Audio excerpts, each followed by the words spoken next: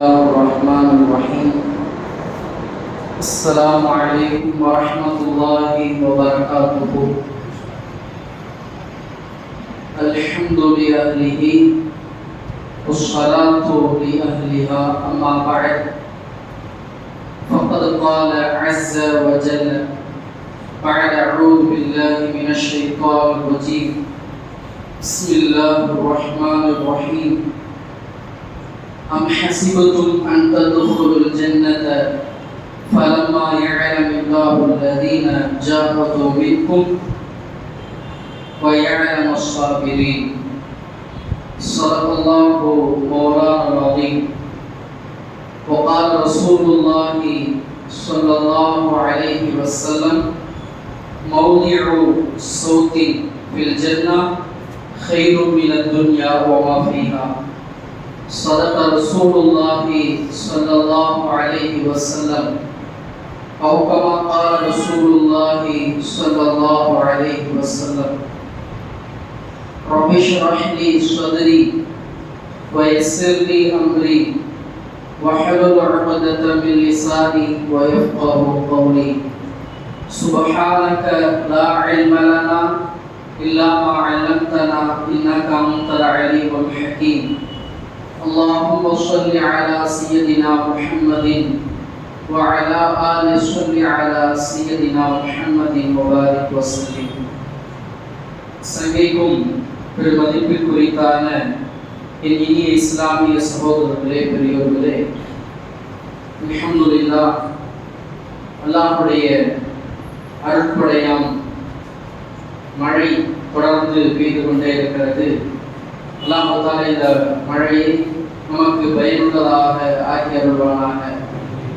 எவ்வித தீங்குகளுமின்றி இந்த மழையின் காரணமாக யாரும் பாதிக்காத வண்ணம் அல்லாஹ் தஆலா இந்த மழையை நமக்கு சுபிட்சமானதாக அருட்கொடையாக ஆக்கி அருள் புரிவானாக.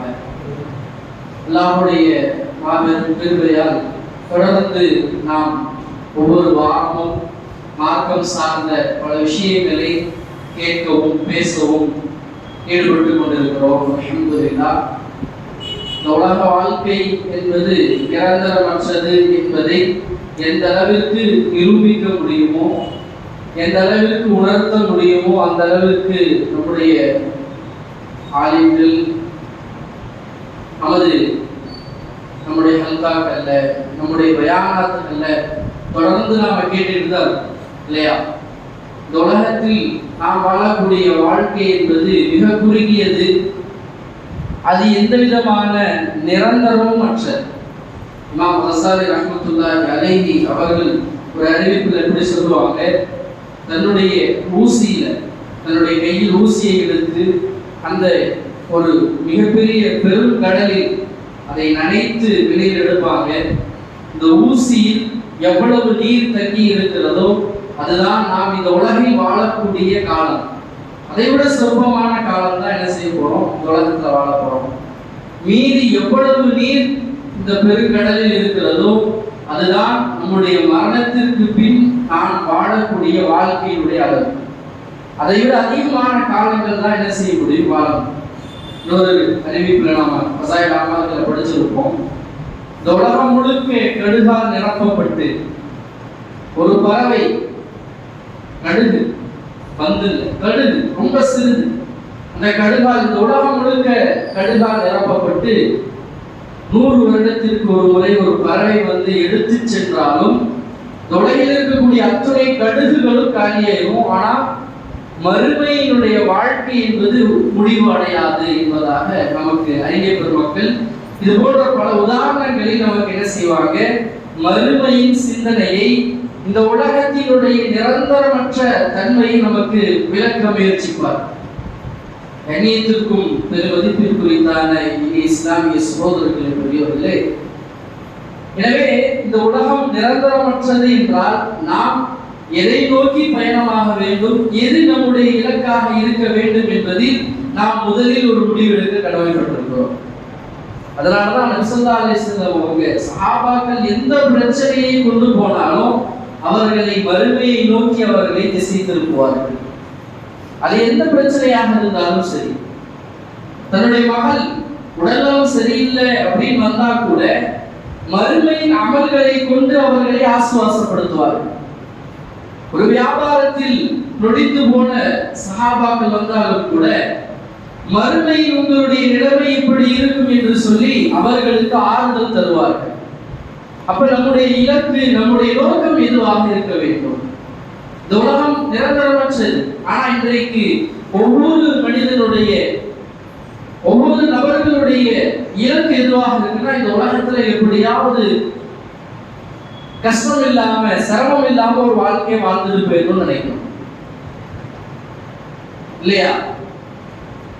எல்லாருடைய இலக்கும் அவங்களுடைய தகுதிக்கு ஏற்றாது ஒரு வீடு, நாம் நிரந்தரமாக இருப்பதற்கான வீடு வேணும், அல்லது நம்முடைய சந்ததிகள் சிரமப்படக்கூடாது என்பதற்காக ஒரு சில சொத்துக்கள் தேவைப்படுகிறது.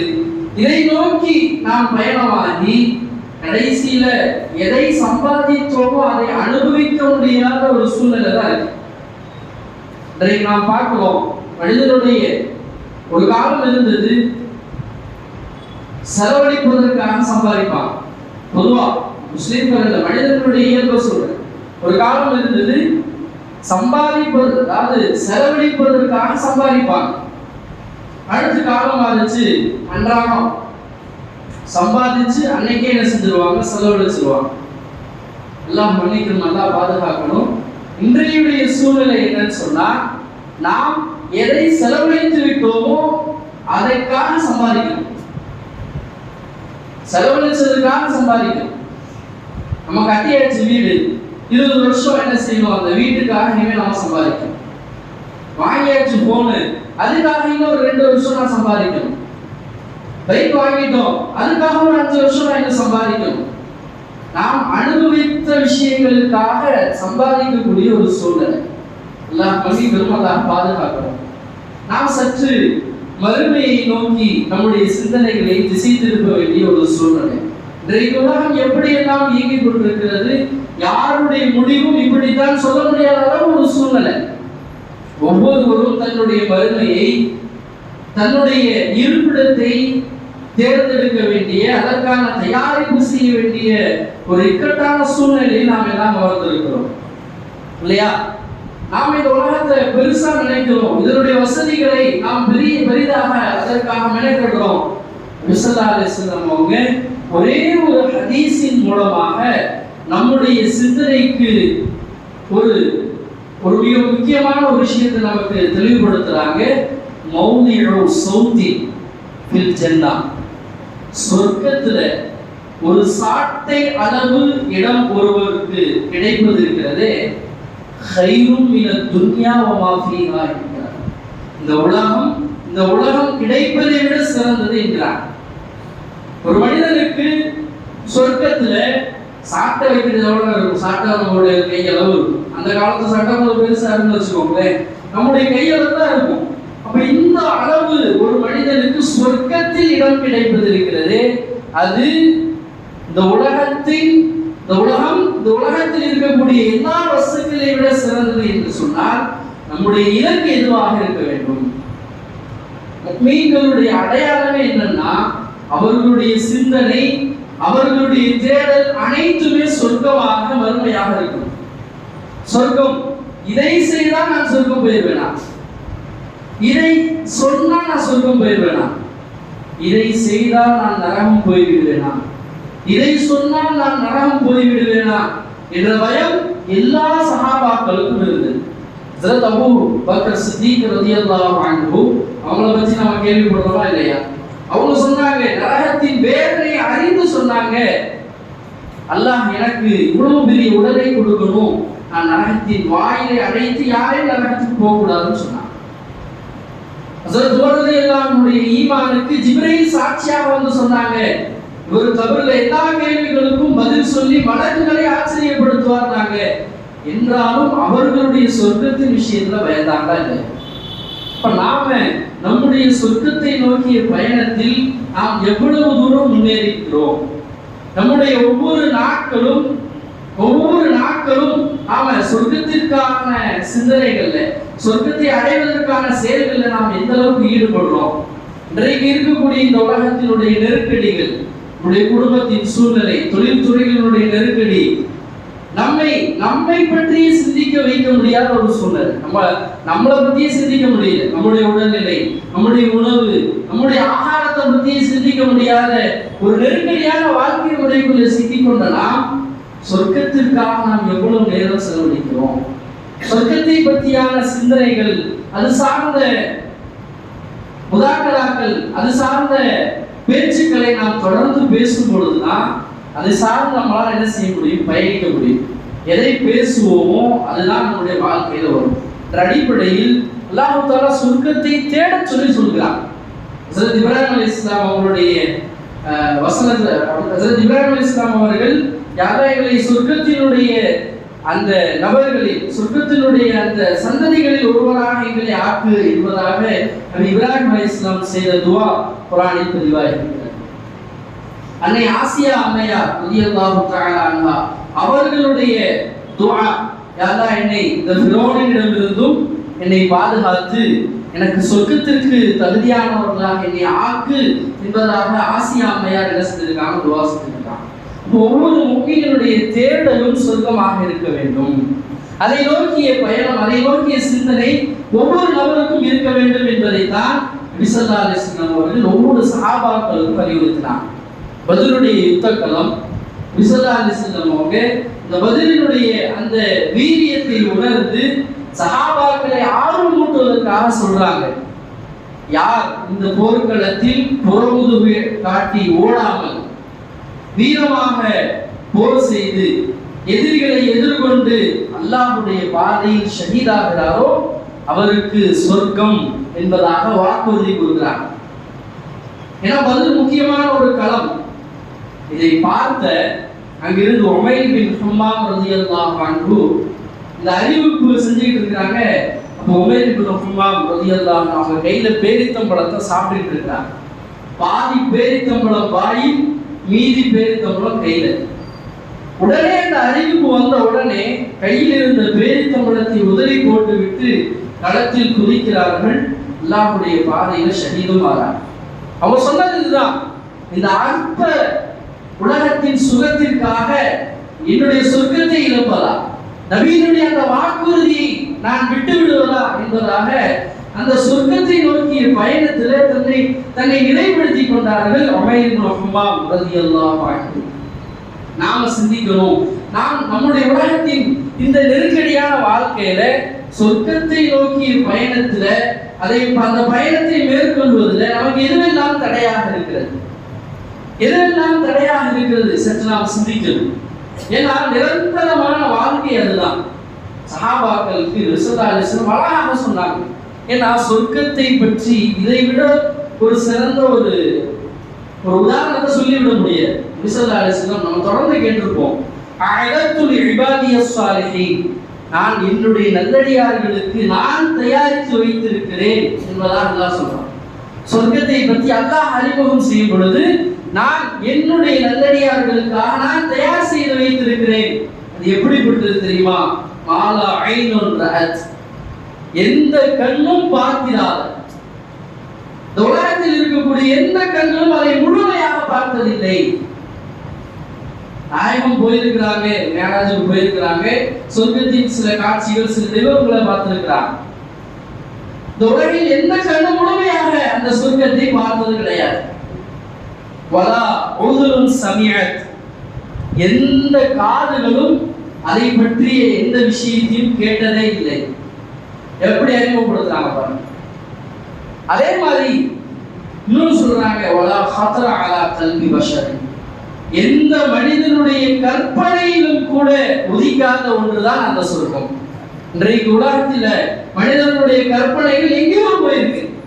2060 இந்த உலகம் எப்படி இருக்கும்னு சொல்லி நம்மளால விஷுவலாக பார்க்க முடியும் இன்றைக்கு இருக்கக்கூடிய தொழில்நுட்ப வளர்ச்சியில. ஆனா அல்லாஹ் சத்தியம் என்று சொல்றா, நீங்க எவ்வளவுதான் வளர்ச்சி அடைந்தாலும் சொர்க்கத்தை உங்களால் என்ன செய்ய முடியாது, கற்பனை செய்து பார்க்கவே முடியாது. அவ்வளவு அற்புதமாக நாம் அலங்கரித்து வைத்திருக்கிறோம் என்பதாக அல்லாஹ் சொல்றான். இதை விட ஒரு சிறந்த உதாரணத்தை சொர்க்கத்திற்கு யாரும் சொல்லிவிட முடியாது.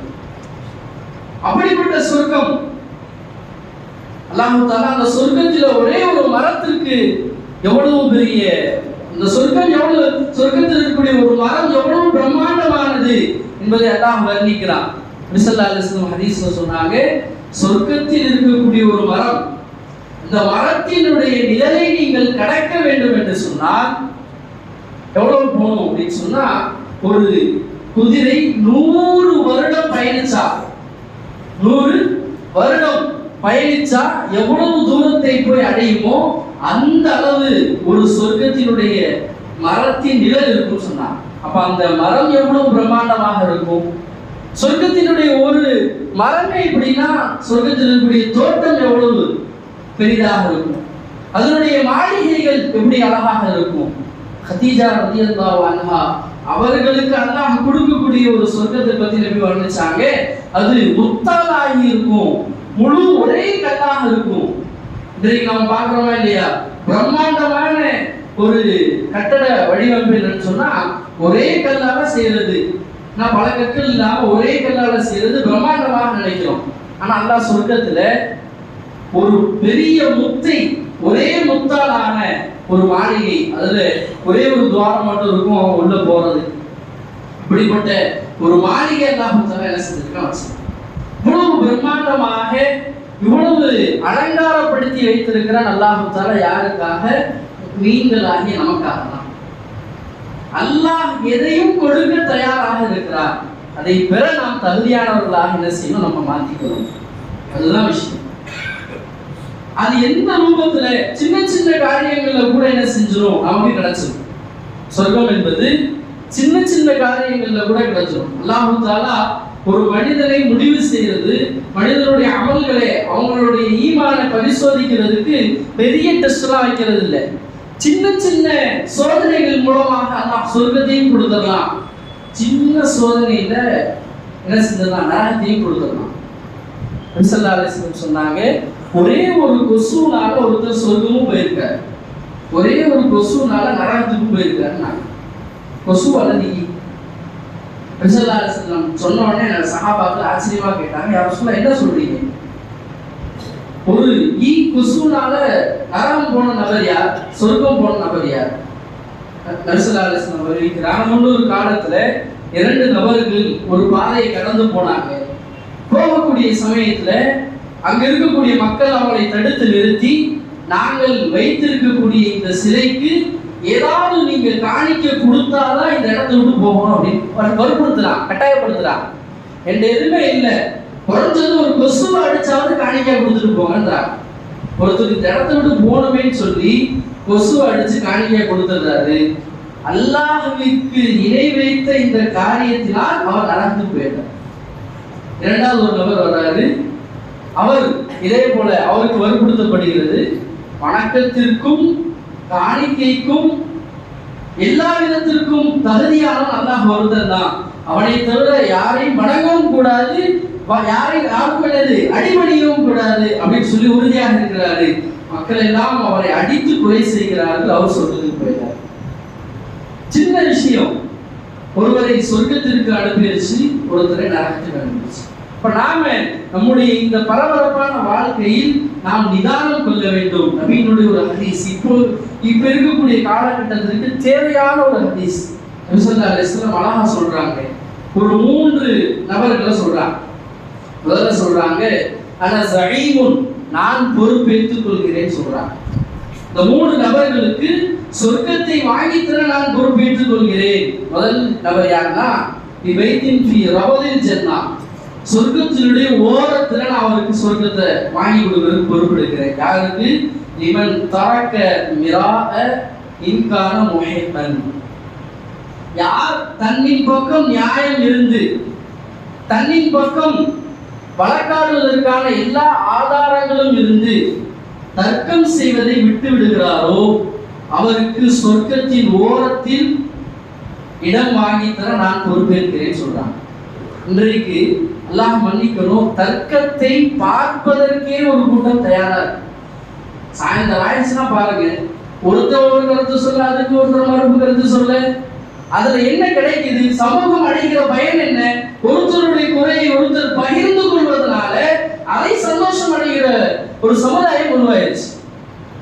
இன்றைக்கு விவாத மேடைகள் என்ற பெயரில் மனிதர்களுடைய குறைகள் பொதுவெளிக்கு கொண்டு வரப்பட்டு அதை ரசிக்கப்படுகிறது என்றால் நாம் எப்படி சொர்க்கத்தை பத்தி நம்ம என்ன சிந்திக்க முடியும்? நாம் எச்சரிக்கையாக இருக்க வேண்டும். இஸ்லாமியர்களாகிய நாம் இதுல கொஞ்சம் கவனமாக இருக்கணும். நம்மின் பக்கம் நியாயம் இருக்கு, நான் என் தரப்புல நியாயம் இருக்கு, எனக்கான ஆதாரம் இருக்கு என்ற போதிலும் நான் என்ன செய்யறேன்? தர்க்கம் செய்யாம சரி விடுப்பா அப்படின்னு அந்த பிரச்சனையை கடந்து செல்கிறேன் என்றால் நபியினுடைய வாக்குறுதி என்ன? எனக்கு சொர்க்கத்தை நபி வாங்கி தர தயாராக இருக்கிறார்கள். இன்றைக்கு நாம கவனமாக இருக்கணும். இன்றைக்கு அரசியல் சார்ந்த பேச்சுக்களாக இருந்தாலும் சரி, மார்க்கம் சார்ந்த விடயங்களாக இருந்தாலும் சரி, தர்க்கம் செய்ய விவாதம் செய்வதை சிலருக்கு அது போதையாக மாறி இருக்கிறது. அல்லாஹ் மன்னிக்கணும், அல்லாஹ் பாதுகாக்கணும். இரண்டாவதாக நபி ஸல்லல்லாஹு அலைஹி வஸல்லம் நமக்கு கற்றுத் தருகிறாங்க, சொல்றாங்க ஜன்னா, சொர்க்கத்தின் நடு பகுதியில நான் அவர்களுக்கு இடம் வாங்கி தருகிறேன். யாருக்கு? லிமன் தரக்கல் கதிப இன்கான மாசிஹன், விளையாட்டிற்கு கூட யார் பொய் சொல்வதை விட்டு விடுகிறார்களோ அவருக்கு நான் சொர்க்கத்தினுடைய மத்தியில் இடத்தை வாங்கி தரேன்றார். இதனுடைய கீழே ஸல்லல்லாஹு அலைஹி வஸல்லம் அவங்க அப்துல்லா இப்னு அம்ர் ரலியல்லாஹு அன்ஹு சின்ன குழந்தையாக இருக்கிறாங்க. அப்போ அவங்களுடைய தாயார் அம்மாலாம் சொல்லுவாங்க இல்லையா, இங்க வாப்பா குழந்தைகளை சோறு ஊட்டுறதுக்காண்டி என்ன செய்வாங்க, இங்க வா உனக்கு ஒன்று தர்றேன், இங்க வா உனக்கு ஒன்று தர்றேன்னு சொல்லி விளையாட்டுக்கு என்ன செய்வாங்க, கூப்பிடுவாங்க. அப்ப நபி ஸல்லல்லாஹு அலைஹி வஸல்லம் உற்று நோக்கிட்டே இருக்கிறாங்க. அப்ப நீங்க வந்தாதான் உனக்கு ஒன்று தருவேன்னு சொல்லிட்டே இருக்காங்க அவங்க தாயார். அவரும் வராது. நபி ஸல்லல்லாஹு அலைஹி வஸல்லம் கேட்கிறாங்க, அந்த குழந்தைய கூப்பிடுறப்ப நீங்க சொன்னீங்களா இல்லையா, நீ வந்தா உனக்கு ஒன்று தர்றேன்னு சொல்லி, நீங்க என்ன தருவேன்னு சொல்லி நினைச்சு வச்சிருந்தீங்க அப்படின்னா, இல்ல குழந்தை வந்தா பேரிச்சம்பழம் கொடுக்குறான்னு நினைச்சு வச்சிருந்தேன். நீங்க ஒரு கால் இந்த பேரிச்சம்பழத்தை கொடுக்கலன்னா, விளையாட்டுக்காக அவன் வரணுன்றதுக்காக நீங்க கூப்பிட்டுருந்தீங்கன்னு சொன்னா அல்லாஹ்விடத்தில் நீங்கள் பொய்யராக பதிவு செய்யப்பட்டிருக்கீங்க. விளையாட்டிற்கு கூட பொய் சொல்லக்கூடாது. இன்றைக்கு பிராங்க் ஷோ என்ற பெயர்ல அல்லாஹ் மன்னிக்கிற இஸ்லாமியர்களே என்னது மற்றவர்களை ஏமாற்றி அதை ஒரு விளையாட்டாக கேலி கூத்தாக்கக்கூடிய ஒரு சூழ்நிலை, அதையும் பார்த்து ரசிக்கக்கூடிய ஒரு சமுதாயம் உருவாயிருச்சு. இதை இங்க பேசுறா வேற எங்கேயும் பேச முடியாது. இன்னைக்கு பிராங்க் ஷோ, ஒருத்தரை சின்னதா விளையாட்டுக்கு ஏமாத்தி சர்ப்ரைஸ், என்ன வார்த்தைகள் சொன்னாலும் அது பொய் தான். என்ன வார்த்தை சொன்னாலும் அது பொய் தான். அல்லாஹ் தஆலா நபி ஸல்லல்லாஹு அலைஹி வஸல்லம் அவங்க கடுமையாக எச்சரிக்கிறாங்க. ஒரு முஃமின் திருடனாக கூட இருக்கக்கூடும், ஆனா அவன் பொய்யனாக ஒரு காலம் இருக்க மாட்டான் என்பதாக சொன்னான். பொய் என்பது ஈமானுக்கு எதிரான ஒரு விஷயம். ஆனா இன்றைக்கு சர்வசாதாரணமா சும்மா சொன்னேன், விளையாட்டுக்கு சொன்னேன், கேலிக்கு சொன்னேன் என்று கேளிக்கைக்காக பொய்கள் சொல்லப்படுகிறது. அல்லாஹ் நம்முடைய பாதுகாப்பானாக. இந்த மாதிரி சூழ்நிலையில் நாம் விளையாட்டிற்கு கூட பொய் சொல்லாமல் இருந்தோம்னா நபியினுடைய வாக்குறுதி சொர்க்கத்தின் மைய பகுதி நமக்கு என்னது இடம் வாங்கி தர நபி தயாராக இருக்கிறார்கள். கடைசியாக சொன்னாங்க, யார் தன்னுடைய நற்குணங்களை அழகாக்கிக் கொள்கிறாரோ, யார் தன்னுடைய நற்குணங்களை அழகாக்கிக் கொள்கிறாரோ சொர்க்கத்தின் உயர்ந்த இடத்தில் நான் அவருக்கு இடம் வாங்கி தர நான் பொறுப்பேற்றுக் கொள்கிறேன் என்பதாக சொன்னாங்க. இன்றைக்கு தேவை அதுதான். இன்றைக்கு மக்கள் கம்ப்யூட்டர், மொபைல் போன்ற கருவிகளோடு ஒன்றிணைந்து மனிதத்தன்மையற்ற ஒரு சூழ்நிலைக்கு போயிட்டார். மனித குணங்கள் அறவே இல்லாத ஒரு சூழ்நிலை இருக்குது. எனவே நம்முடைய குணங்கள் தான் நம்மை என்ன செய்யும், அழகுபடுத்தும். எப்ப நம்முடைய குணங்களை சரி செய்து கொள்வோமோ அப்போதான் நாம் இந்த உலகத்துல வாழக்கூடிய காலத்துல மனிதர்களாக என்ன செய்ய முடியும், நம்மளால வாழ முடியும். அப்படி நம்முடைய நற்குணங்களை சீர்படுத்திக் கொள்ளும் பொழுது அல்லாஹ்வுடைய வாக்குறுதி, நபியினுடைய வாக்குறுதி, நான் சொர்க்கத்தின் உயர்ந்த இடத்தில் உங்களுக்கு நான் இடம் வாங்கி தர பொறுப்பேற்கிறேன் என்பதாக நபி ஸல்லல்லாஹு அலைஹி வஸல்லம் சொல்றாங்க. எனவே இந்த நெருக்கடியான மிக குறுகிய கால இந்த வாழ்க்கையில நம்முடைய அமல்களை சீர்படுத்தி, நம்முடைய குணங்களை சீர்படுத்தி சொர்க்கத்திற்கு தகுதியான நபர்களாக நம்மை என்ன செய்யணும், உருவாக்க நாம் கடமைப்பட்டிருக்கிறோம். சொர்க்கத்தை நோக்கிய பயணத்தில் நாம் மேற்கொள்ள கடமைப்பட்டிருக்கிறோம். அல்லாஹ் தஆலா அப்படிப்பட்ட வாய்ப்பை, அப்படிப்பட்ட சந்தர்ப்பத்தை நம் அனைவருக்கும் தந்தல் புரிவானாக. நம்மை மட்டுமல்லாமல் நம்முடைய சந்ததிகள், நம்முடைய குடும்பத்தார்கள், உற்றார் உறவினர்கள் அனைவர்களையும் சொர்க்கத்தில் திருதியானவர்களாக ஆக்கி வைப்பானாக. சொர்க்கத்தில் அடைவதற்கான என்னென்ன அமல்கள் இருக்குமோ, என்னென்ன குணங்கள் இருக்குமோ அத்தனை குணங்களை நமக்கு தந்து அந்த அமல்களை செய்ய வைத்து அல்லாஹ் தஆலா நம்முடைய பிடரியை பிடித்து சொர்க்கத்திற்கு இழுத்து செல்வானாக. நரகத்தை நெருங்கக்கூடிய, அல்லாஹ்வுடைய கோபத்திற்கு தகுதியான எல்லா விதமான செயல்களை விட்டும் குணங்களை விட்டும் அல்லாஹ் நம் அனைவரையும் பாதுகாக்க புரிவானாக. வ ஆகிரு தஅவானா அல்ஹம்துலில்லாஹி ரப்பில் ஆலமீன். அஸ்ஸலாமு அலைக்கும் வரஹ்மத்துல்லாஹி வபரகாத்துஹு.